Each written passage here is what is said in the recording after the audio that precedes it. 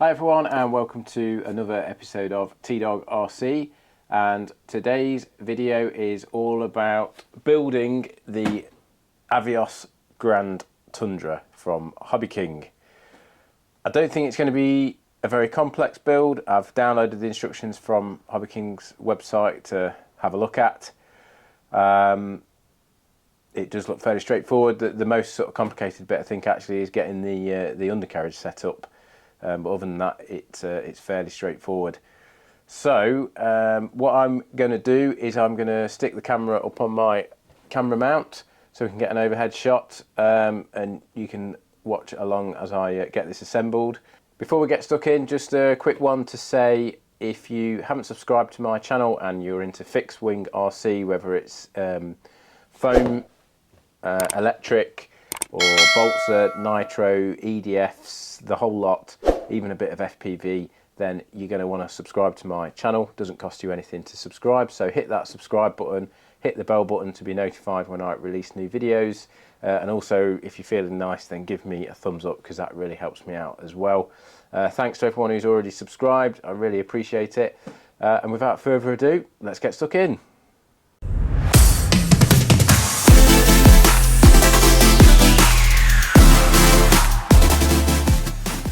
Right then, let's get cracking. So I've downloaded the instructions from Hobby King's website. I did mean to print these out, but I forgot. So for now, I'll just use them off my phone. And it does mention about flexing the hinges on all the surfaces. It does say here that they're reinforced foam, but on my unboxing video, to me, it did kind of just look like they're just standard foam hinges, but it says obviously to flex those so you're not putting the servos under load, so that's always an important point to make sure that you do. But then the first job is to get these undercarriage set up, and they do, as I said, they do look sort of relatively complex, but nothing too major. So first thing we've got to do is, it says to mount the undercarriage to the fuselage, start by inserting the securing the two main struts with the supplied 3x10mm 6-piece bolts and 3x14mm 2-piece. So there's obviously two larger bolts that we need to find, as well as the 6 pieces. So let's get those out of the pack and get those mounted. So the undercarriage come in here. I think this little bag that's included in the undercarriage bag is to mount the wheels on with, I'm guessing. So let's get this out and have a look, see what we've got. So we've got like a main strut and then this supporting strut here. It's quite nice. It's been oops, sorry, you can't quite see that. It's been that's been mounted on with a bolt and a lock nut, so that's good. In fact, all of these joints have been done with lock nuts as well, so that's quite nice. So this just goes in here like that. This is metal, all metal, this undercarriage, by the way, which is good. So that's going to mount there like that. And I think that just sort of sits where it is like that, and then this is the bit that you connect using the rubber bands, so this kind of gives you the suspension. So the first job is going to be to get these, it does make sense now, so these 3 holes here are the 6 bolts that you need, and then the larger ones screw into these larger holes. And I'm guessing that they've got these 2 holes, which you don't seem to use both of them, because I think that they're for when you set the floats up. But obviously in this case we're just putting the undercarriage on, so we only use that front hole. So let me dig those bolts out and we'll get these bits mounted. Okay, so here we are. They have handily labelled up all of the little packs and separated them out, so they're all in their own bag depending on the size. So they're going to be the 3x14s that we need, 2 of those, and then 6 of these 3x10s, and they are both just crosshead. So we'll get the old crosshead screwdriver out and get these mounted. Use my old faithful Draper expert. I think what I'll do is I'll start with a couple of these 10mm ones, 3x10 I should say. So we'll have one in there. Don't want to do them absolutely stupidly tight. Never really want to do that with foam, because all you end up doing is crushing the foam. Although this obviously has got a plastic doubler there to reinforce it, it can still squish the foam underneath.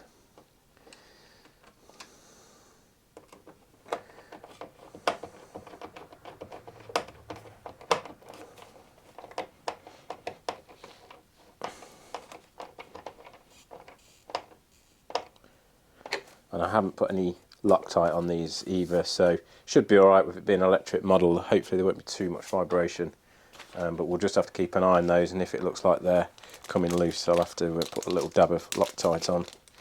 Okay, and then we'll get the 3x14 in here.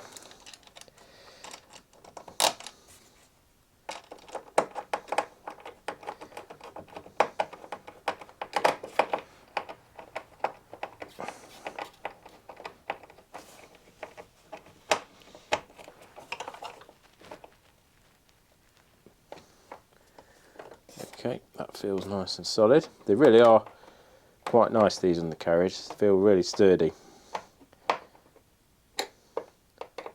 I'll just nick these up. Not ridiculously tight, like I say. That should be fine. Okay, let's get the other side on. So give me a couple of minutes and I'll be right back. Right then, that's those two fastened on.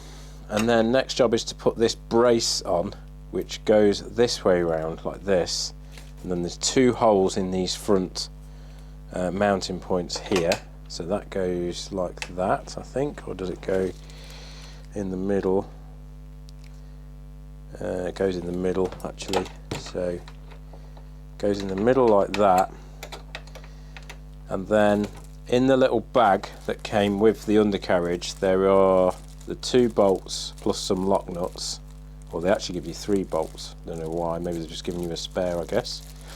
And then there's these little silicon, almost looks like a little bit of fuel tube, sorry if you can't see that, but there's these little silicon rubber spacers, and they've got to go in the right hand side there, so probably going to be a little bit of a fiddly one, but let's give one a go anyway and see how we go.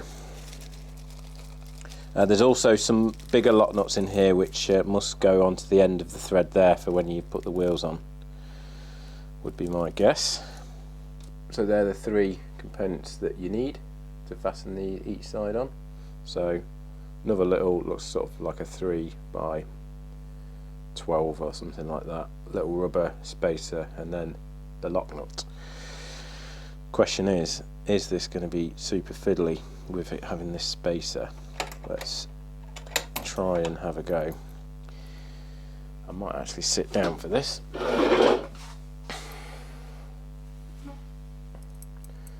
So what I'm going to do is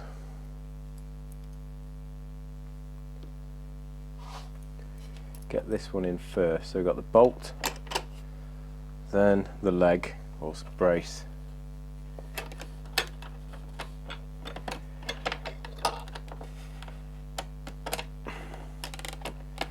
and then of course the tricky bit is trying to squeeze that spacer in there.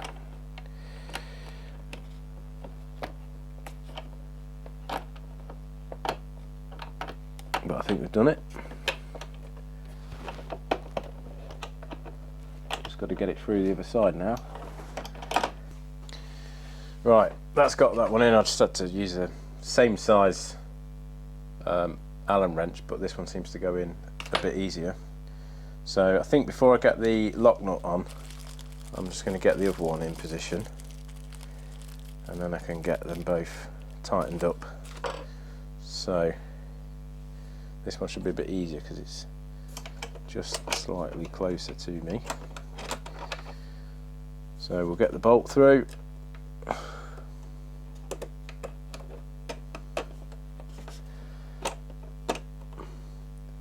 Then we'll get the spacer in.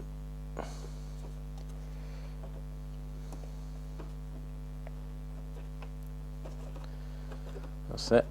And then hopefully thread that through the other side and we'll be golden. There it is. Cool. Okay, let's get the lock nuts on, which again is going to be a little bit tricky. What I might do is use my handy tweezers. Really like these. Got these from rcworld.co.uk. And they're really handy because they're sort of spring loaded to close, which is useful. So just get that on there like that, and hopefully that'll be enough for me just to get this started.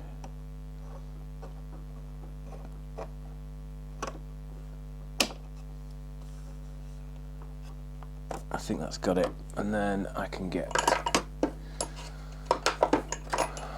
hopefully one of these.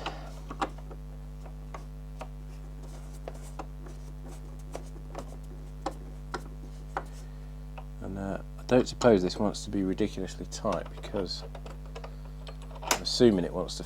Well, I don't know if it does move actually, so we'll perhaps just tighten it up a little bit more. As long as we've got the nylon lock nut on enough so it's not going to come off, which it is, so that should be fine. And then let's get this other one done, and then this goes in there. It's going to be tricky, isn't it? I wonder if I should have done that before I fastened the damn. Oh no, we're okay. Thought I'd made a big mistake then. Well, not a big mistake, but there we go. And then obviously we've got the rubber bands go around here to give you that bit of suspension. So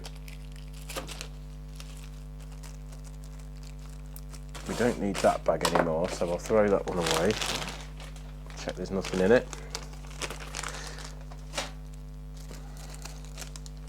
I've got a spare one of these 3x14. So put those back in here, and then let's have a look at these rubber bands, see what it says, how many you need. So it says we recommend 2 bands for each side, but it doesn't actually show you a picture or anything like that. So let's see.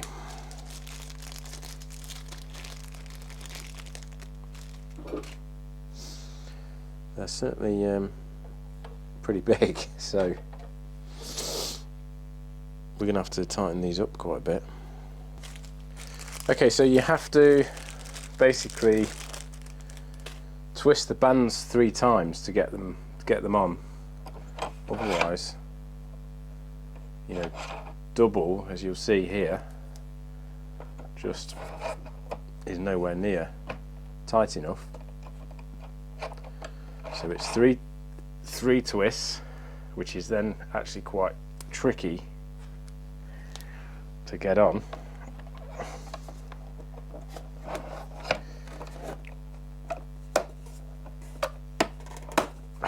Like that. So 2 on each side, but it does, like you can see on this side, does actually give it some really nice suspension, to be fair. So that does feel pretty damn tight to me. I don't know whether that's going to be too tight, but I guess if you come for a fairly heavy landing, with the 6S pack in it is going to be quite weighty, it's going to be alright. But yeah, it does seem to work quite well, but it's a bit of a weird way of doing it, but a neat, sort of cheap and simple way of doing it, I guess.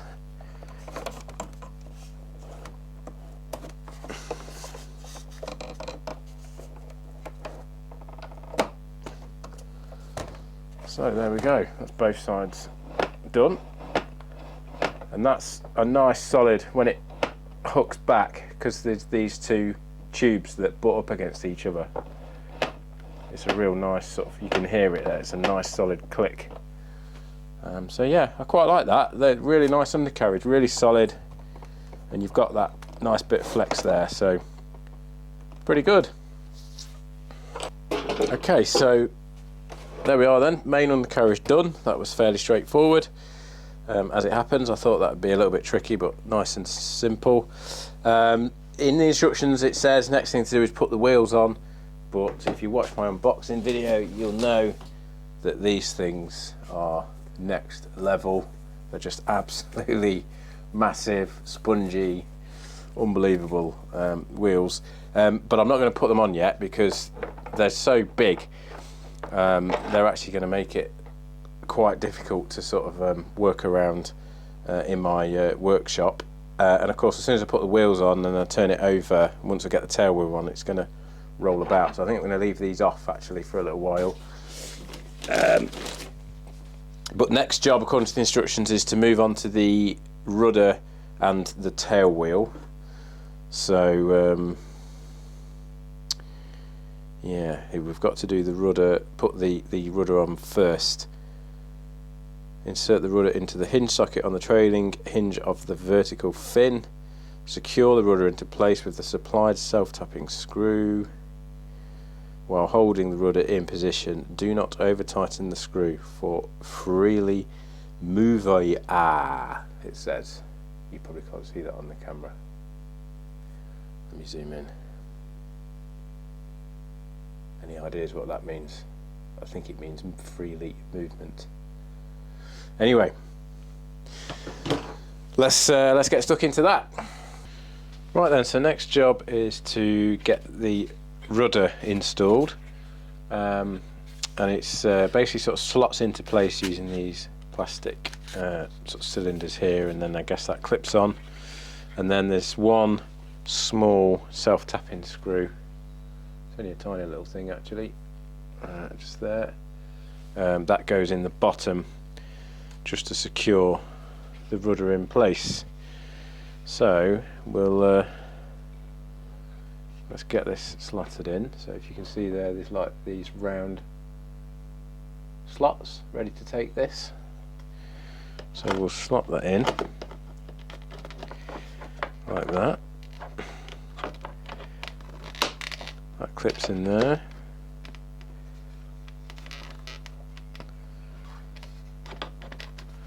Seems pretty flimsy, but I think obviously once we get the screw in place, that should tighten it up. So let me just tip this on its nose a bit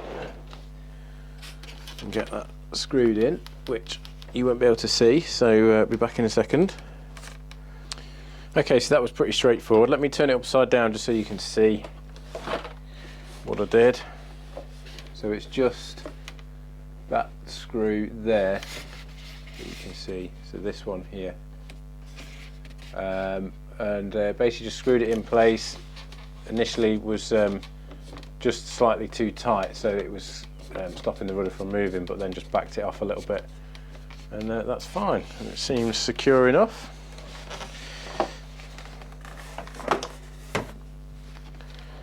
So yeah, that's pretty solid. That's not going to go anywhere. It's not. There's no sort of movement at all when I pull it, and it's got it's nice and easy to turn like that. So that's got that sorted. So next job is the tail wheel. So I've got to turn it upside down to do that. But what I think I'm going to do is just protect the nose a little bit. So I'll just take a bit of this foam that I've got and rest it on that.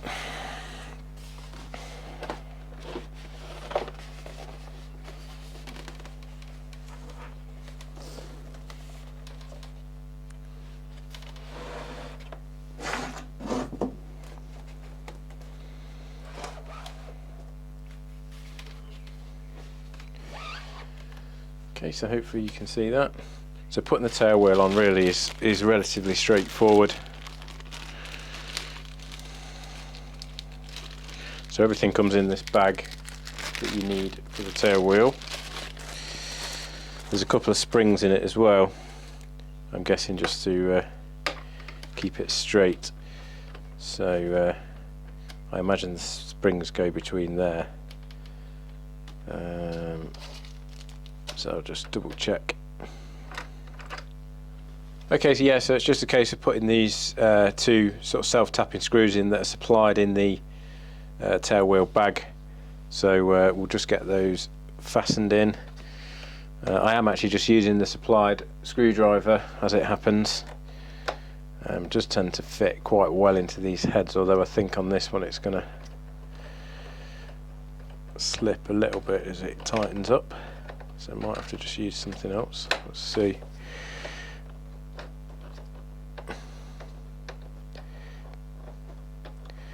Nope, that's all good.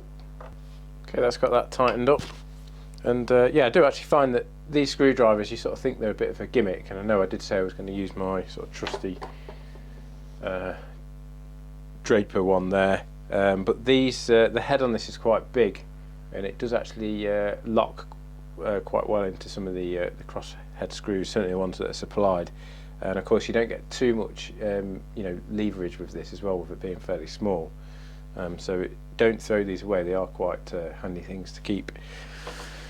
And then we should just clip this spring on. So we just feed this through the holes here, a little bit fiddly. Okay, so got the tail wheel all done. Ended up using some long nose pliers to get these springs on. They're a bit tricky, but to me it doesn't seem to really give you very good tail movement. Maybe when it's on the ground with some weight on it, I guess, and that's being pushed down, maybe it will be better, but at the minute I can't really see how that works. You can see, I mean, it is turning it a little bit, but not a lot. Certainly if you do small movements on the rudder, it's not going to move it much. So bit of an odd one, that. But we'll have to see how that handles. I guess if it's rubbish, I'll have to just put some sort of little connecting rod between those two maybe. But anyway, that's what it says to do, so we'll go with it for now. So next job is to get the horizontal stab put in place. Okay, so fairly straightforward once you start looking at it. So they just slot together like that. Then there's that single self-tapping screw that goes in there, and then there's two more screws that go here and here, and they, if you can just make that out there, perhaps not on the camera, but there's two little plastic connections there and one on the other side that these two fasten into, and then obviously you've got the carbon spar as well. So I'll get the carbon spar and get the bag of screws that I need. Right, I've got everything I need. Little bag of screws, 2.3 by 6, carbon spar. So we'll get that inserted into this side.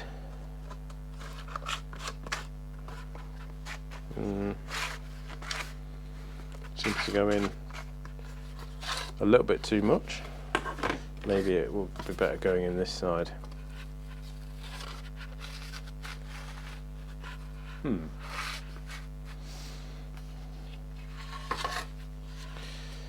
Seems a bit weird.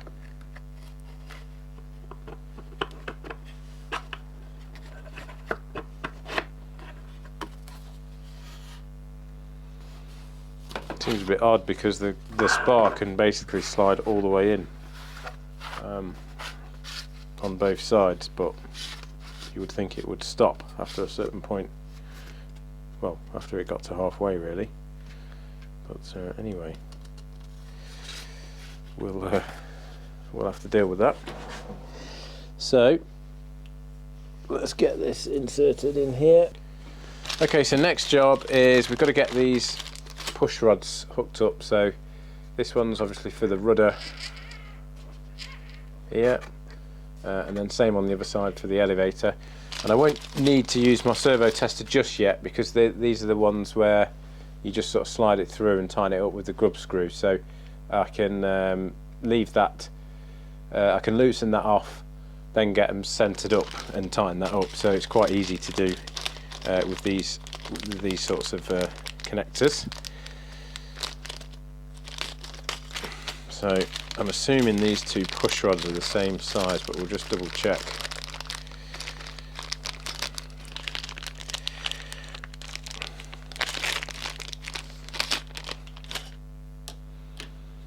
No, one's longer than the other, and that is because, yeah, that's going to be the long one, so that's obviously further away, and this will be for the rudder. So we'll get that on there. I have got some ball link pliers somewhere, but I think I'll just use my long nose pliers to clip this ball link on. It can be a bit tricky.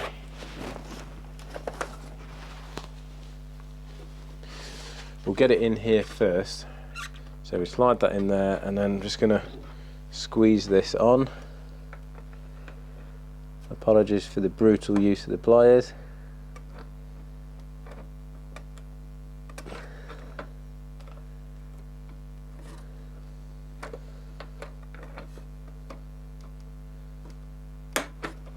There we go. That's got that fastened in nicely. And then I'll just nick this up a little bit. Obviously we're going to adjust it later, so I don't want it to be really tight, but just enough to stop this from coming out. And then I'll get the same done for the elevator, and then once we've done that we can get these little struts put on for the horizontal stabilizer, just to give it a bit more support. I have to say they've gone on there really nice. I do, you know, ball links always give a nice solid connection, and these control horns, for example, for the elevator is actually built into this plastic doubler. So this whole sort of U-shaped piece here has the control horn moulded into it. Same with the rudder as well, really. So it's a really nice, solid and secure fixing, that is. That's good. I like that. Okay, so let's get these little wing struts on then. Just got to dig the screws out for these, I guess.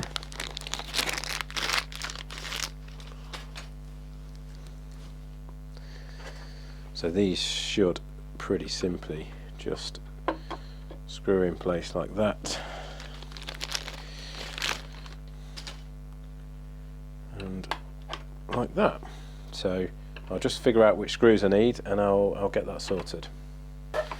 There isn't actually a huge amount to do on the wings. Basically all we've got to do is get these control rods hooked up for the aileron and the flaps, and then of course we've got the vortex generators to glue in place, and that's about it really. That's the wings ready to go. So I'll get these control rods set up and show you the finished result. Okay, so that's both the wings sorted. So got the push rods all hooked up. They use these rather than a Z bend, they use these quick keeper connectors, which are quite nice. I've used these before. They just sort of snap on and then they hold the push rod in place, and then obviously ball joint on the other side. So that's all sorted. And then I've also glued on these vortex generators, which actually aren't in the instructions because this is on the new sort of Plus model, so these weren't on the old model. I was in two minds actually whether to put them on, because I can't imagine they actually do that much, but and they do make it slightly more difficult to store the wing because they're kind of quite sharp. But I thought I may as well put them on since they're there in the kit. So what I've done is I've just put a little dab of CA in the slot and then pushed them all into place, and then just sprayed some kicker over the top just to set those off, and that should be fine. So in terms of sort of all the fiddly bits, that's pretty much all done now. The only thing I've got to do now is just put the wheels on, get the wings sort of test fitted with the carbon spars, and obviously check that they screw into place okay. The wing struts are actually much better than on the normal Tundra in my opinion, because they don't screw in place, which is really fiddly when you get down the field. They've actually just got these little metal mounting domes with a hole in, and you just put one of those quick release clips in, like you have on a radio controlled car to hold the body in place. Same sort of idea. Just clip those in, and that's it. So really easy to get set up down at the flying field. So that's much better if you ask me. So next job for me really is just to get the wheels on, and then obviously get my radio gear installed. So I'll that's my next thing that I'm going to do. So I'll get the fuselage back on here to get that sorted, and take you through that. Okay, so now that the wings are pretty much done, next job really is just sort of doing all the little bits to finish it off, and the main thing I've got left to do is getting the radio gear installed. And then once I've got the radio gear installed, I just need to tweak some of these push rods, make sure they're all centered, get the right wiring sorted out, test all the surfaces, put the wheels on, which I'll show you putting those on, and that's it really, other than putting the prop on. So we've not got a lot left to do, which is pretty good. It's been a pretty fast build. In terms of radio gear, so I use Radio Master. I've set up a new model on here, and the receiver I'm going to use is going to be this, which is one of Radio Master's own receivers, and it's an R16-8. It's a brand new receiver. I've actually had this for a little while, and I don't think you can actually buy these anymore. Radio Master got their wrists slapped by Free Sky, because this was they didn't have a I don't know what the rules were around it, but they're able to make the D8 receivers, but apparently the D16 receivers like this one, Free Sky said no, you're not copying our those receivers. I think it's because it's still a technology that they sell, but these are really nice little receivers. So it's got 8 PWM channels. It's a D16, so it's got modern protocol and pretty decent range. It also has S-Bus out, which I'm going to make use of because I'm going to do something very controversial, and that is I'm going to put one of these in it. So does a Grand Tundra need a gyro? No, it doesn't. And I don't need a gyro to fly. You've seen me fly lots of models on the channel. I don't use a gyro that often. My last plane I've been flying is the VQ Models PC6, which is a beast of a plane. There's no gyro in that, and obviously that flies just fine. This obviously being pretty big and pretty weighty, it's going to fly really nice. It doesn't need a gyro.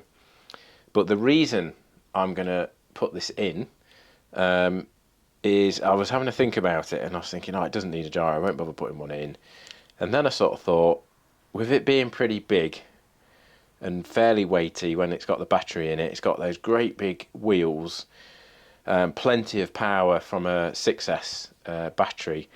I thought this model could potentially be my all-time hack, and you can take it out in almost any condition apart from obviously torrential rain and gale force winds. And although it's got a gyro on board, this is switchable, so most of the time it's going to be switched off, and the mode I'm going to have it in is just normal mode on these Hobby Eagle ones, which is basically wind rejection. So it's not auto stabilize or auto level. I don't bother with anything like that. So I'm just going to have this set to off, wind rejection mode, and then I'm actually going to try the hover mode out on it, which I've never tried before, which could be quite interesting. So that's the other mode I'm going to have set. But most of the time I'll fly it with the gyro off. But what I'm thinking is, because it's such a big model and it's chunky and it's sturdy, etc., if I look out the window, and on most days you look out the window and it's windy and you think, oh, it's too windy to fly, with this gyro switched on to wind rejection mode, chances are I'm probably going to be able to take this out and fly it on a day when normally you would sit there and think it's definitely going to be too windy to fly today. So that's kind of my thinking around it. I'm sure there's lots of people out there that Don't agree with gyros. They don't make you fly better, but they one of the things that they are very good at, which is the main reason I use them for, if I do use them, is for wind rejection, basically. And if it is windy and there's a tendency to the wings to sort of wing over or anything like that, the gyro will just take care of that for you. So that's what I've decided to do. If you don't like the idea of that, stick a comment in the comments box and let me know what you think. So yeah, we'll crack on with this. I'll get this bound up. I'll just use my trusty old receiver battery here to get this bound up. I won't bother filming that because I'm sure you've seen a receiver bound to a transmitter before. So I'll get this bound up. Then the next thing I need to do is go through this while it's on the bench and set the modes up, because it's the way these work is they have like a flashing LED, and depending on which setting you want, it flashes once for menu 1 and then flashes twice for menu 2, and then once you've gone into that menu you press that, and then it gives you different options based on the light colours. So it takes a little while, it's a little fiddly to get it set up. There's no programming card for these things, so I want to get that done on the bench rather than fiddling around with it once it's in the plane. So I'll get all that done and I will show you it all installed. I'm going to install it into here, so into this hatch here, and I'm basically going to have, I don't know how well you're going to be able to see this, see if I can just get a closer look in here. So I'm going to have the gyro in here fastened down, and then the receiver will just sit next to it, and I'll use the S-bus cable. So I'll only have one lead connecting the gyro to the receiver, so I'll use the S-bus out on my receiver, S-bus in on here, and then this will handle elevator, aileron and rudder. Don't need to mess around with the gain or mode because S-bus will handle that. So as long as I set some channels up, it's quite nice on this. I'll have a 3-way switch on the mode, so it will be defaulted to off. Then I'll have that normal wind rejection mode, and then the third mode is going to be the hover mode. And then the gain, although you've got these gain controls here, you set all these to basically 50%, and then you use a master. You set the gain on your transmitter to use one of these, and then obviously you can control the gain in flight, which again is brilliant because if it's a really windy day you can whack the gain right up. If it's not very windy, then you can turn it right down, and smooth your flight out. So yeah, I'll get stuck into that and I'll be back. Okay guys, got the Tundra on the stand. Just a few little bits left now, and it has come that time in any Tundra build, which is a very special moment because you get to put these bad boys on, which is such a standout feature of the Tundra. These absolutely massive wheels. Even the ones on the normal Tundra are big, but the ones on the Grand Tundra are absolutely crazy. You can see how soft and squidgy these are and how much bounce you've got there. So this is literally going to be able to take off more or less anything, probably even gravel it would take off. And putting these on is really simple. You've just got one side has a raised sort of hub there, that goes towards the fuselage, and then this side obviously sits on the outside. There's a couple of blemishes as you can see there, but nothing really to worry about. They're going to get dirty anyway. So basically all we do is stick these on. Couldn't be simpler. Really nice fit. There's no sort of slop really there. It's a good solid fit on the undercarriage leg there, and then they just include these little lock nuts with a sort of built-in washer. So apologies, next door's dog barking away. Yeah, so just put these on.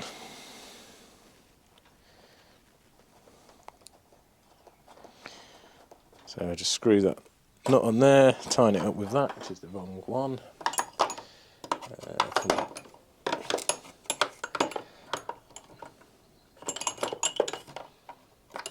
Let's try this one. That's better.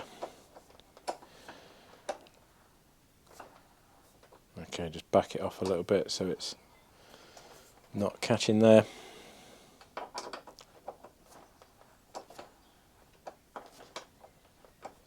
The only thing is that's on and it's spinning nicely there, and there's very little movement there on the hub, but it is only just on the undercarriage leg, so it's probably only just hit the nylon in that lock nut, so hopefully that will stay on, but we'll have to just keep an eye on that.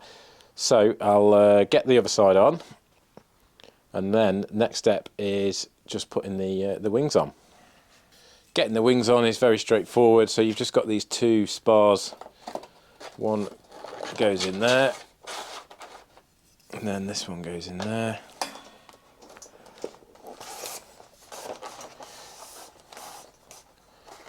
like that, and then let me just push it back a bit. I've not got tons of room in my workshop, unfortunately. Hopefully you can still see that. Yep.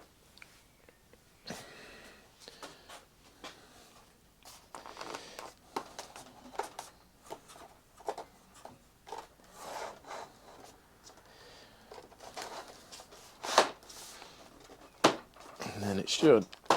That's it. Just push into place like that. Push those spars in. And then there are some little retaining bolts that just go into there, but I'm not going to put those in just yet. There's no point because I'm going to have to take the wings off in a minute, but I'm just going to put the wings on now just to test the radio setup on the ailerons and the flaps. So that's the wings, and then just for demonstration purposes, let's just get these struts on. Okay then, in terms of getting the struts on, I'm not going to fully fasten these on, but just to show you, you have to fasten one of the legs in yourself. I guess they, for packaging reasons, one of these is not on, so they can get it in like a slim packaging. They do supply the screw in the pack, so just be careful when you take the pack off not to throw the pack away, because there is a tiny little screw included. In fact, one of the supports has both the screws in the bag, so you do have to watch that one. All we do is just fasten it into place, so you just push that on there and then hook that up to there like that. It's a bit of a tight fit, that one.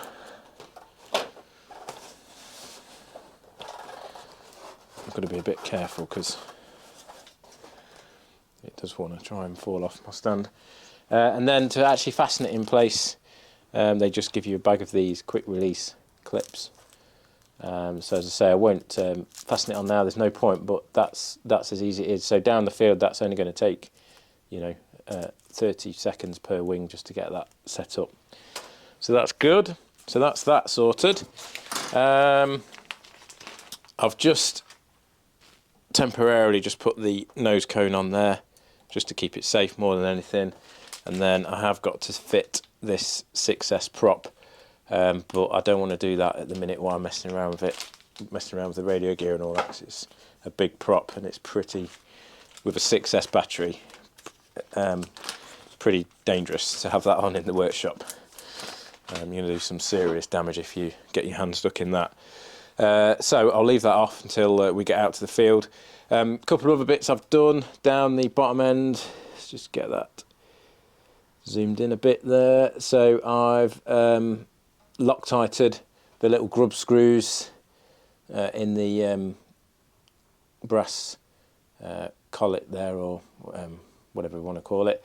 So they're all set up now, the rudder and elevator are set up. I've just got to do the same thing for the ailerons and the flaps, but sorry, I'm pointing but you can't see. Just zoom it back out again. So just got to do the same thing for the ailerons and flaps, but they're ball joint, so if it needs adjusting, I'm going to have to just undo that and wind it in a bit.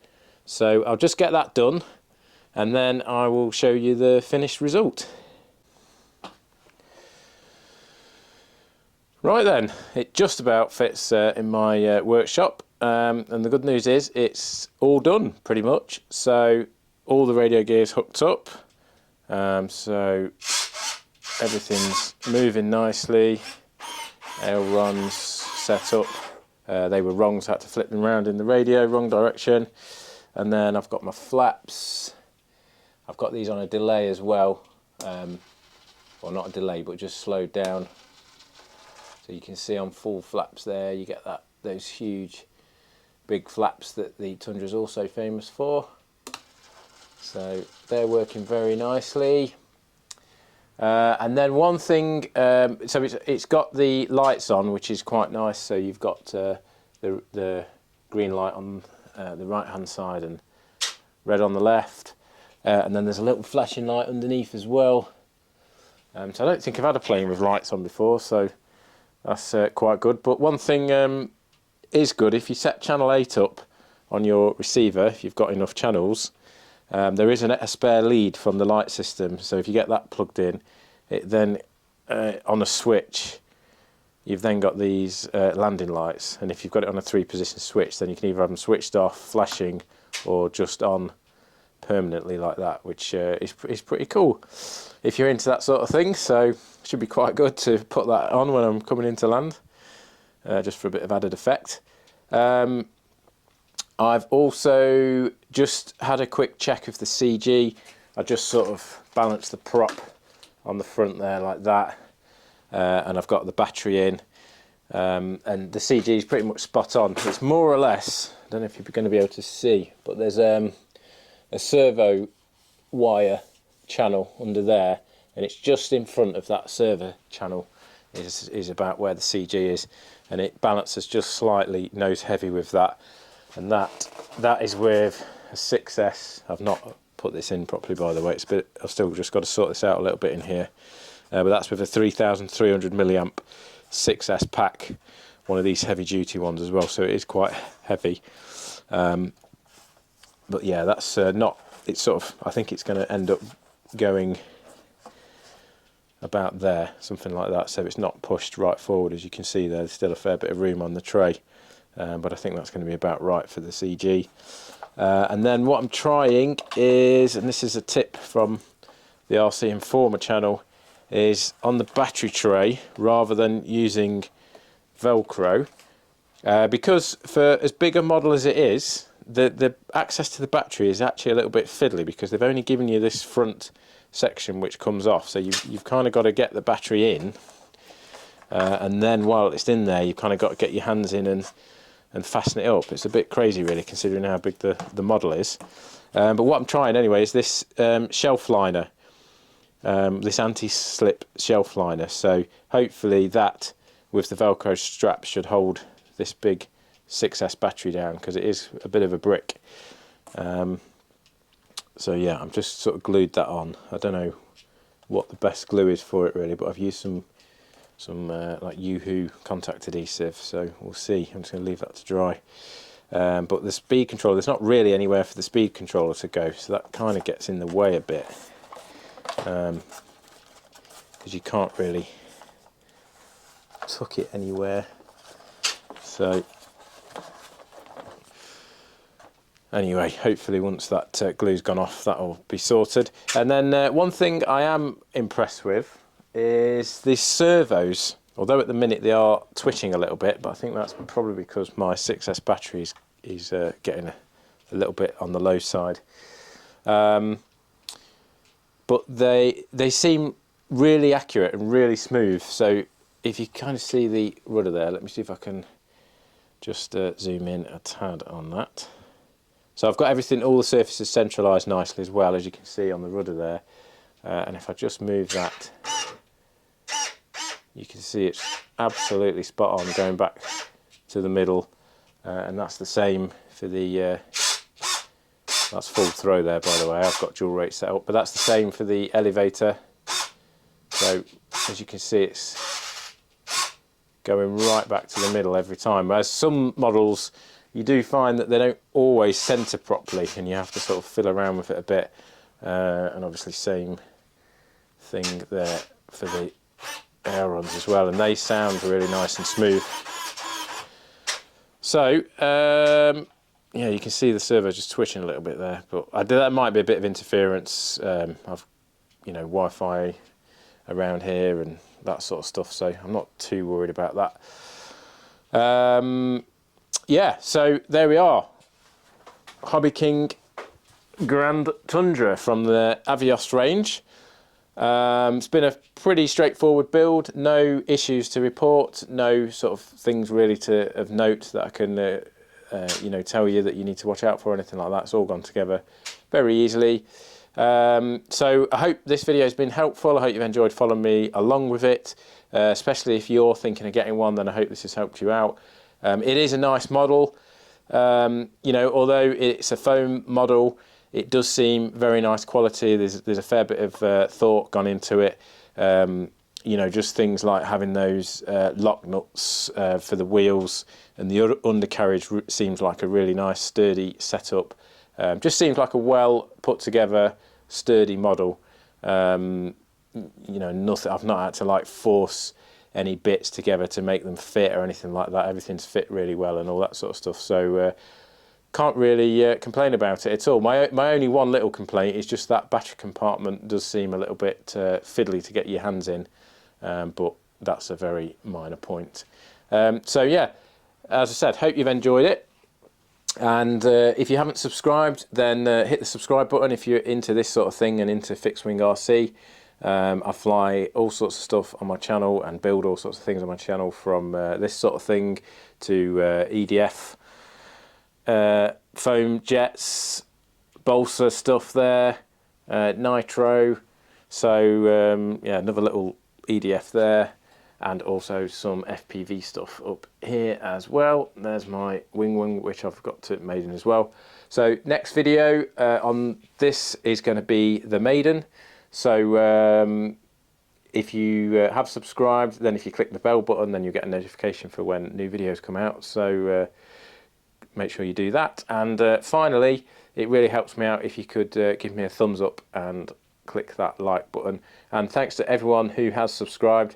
And as I mentioned, if you've got any comments, then put them in the comments field and I'll always respond to you. And yeah, thanks for watching, and I'll see you soon for the next one.